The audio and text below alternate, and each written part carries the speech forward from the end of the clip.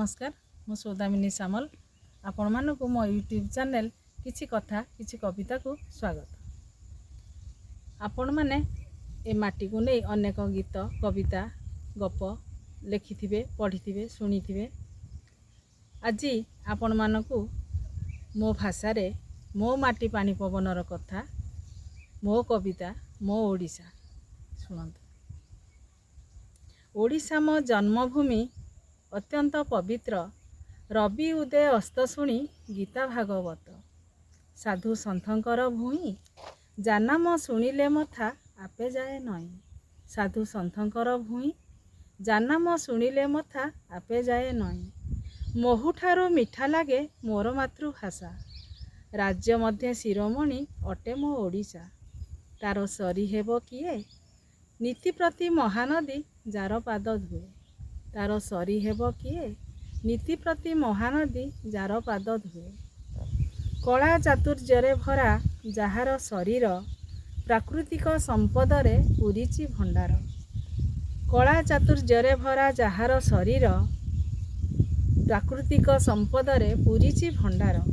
तार भय बा काहाकू जन्म देइछि जिए वीर पाइकंकु। तार भय बा काहाकू जन्म देइछि जिए वीर पाइकंकु। सबुज वन पर्वते होई सुशोभित झरी झरी झरणा जा गाए नाना गीत। तारे लोड़ा किबा आउ शोभा तार झटकुची होई दाऊ दाऊ। तारे लोड़ा किबा आउ शोभा जार झटकुची होई दाऊ दाऊ। कृषिर राज्य बोलाए मो ओडिशा माटी। कृषिर राज्य बोलाए मो ओडिशा माटी। 12 मासे 13 पर्व पालंती सबुठी। पुणी पिठापणा केते ओडियाणी बहु करे सबु निज हाते।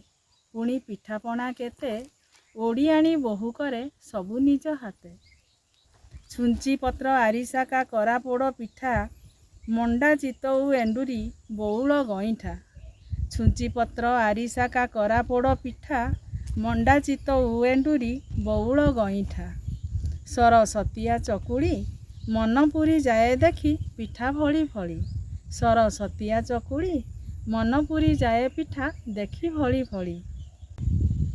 छुंची पत्र आरिसा का करा पोड़ पिठा मंडा चितऊ एंडुरी बौल गईठा। सरस्वतिया चकुड़ी मनपुरी जाए देखी पिठा भली भली। सरस्वतिया चकुड़ी मनपुरी जाए देखी पिठा भली भली।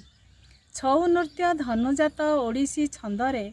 छऊ नृत्य धनुजात ओडिसी छंदरे झामुजात घोड़ा नाच भंज साहित्य। ताकू किए जीव बली उत्कल गौरवजार गले गला माली। ताकू किए जीव बली उत्कल गौरवजार गले गला माली। महान व्यक्तित्व केते जन्म देइन वीर प्रसविनी नाम अछई बहिण। धन्य धन्य मो ओडिशा तार गारिमा वर्णिबाकू नाही मोर भाषा। धन्य धन्य मो ओडिशा ता गारिमा वर्णिबाकू नाही मोर भाषा। उत्कलर रथजात विश्वरे विख्यात प्रति ओडियांक बंधु प्रभु जगन्नाथ। उत्कलर रथयात्रा विश्वरे विख्यात प्रति ओडियांक बंधु प्रभु जगन्नाथ। श्रीमंदिर विराजित धन्य मु होइछि होई ए माटी रे जात। धन्य मु होइछि होई ए माटी रे जात। धन्यवाद। आपण मानकु जदि मो कविताटी भल लागिथिबो कमेंट माध्यम रे मतामत निश्चित भाव में जनइबे एवं सब्सक्राइब करी मते उत्साहित करिवे। धन्यवाद।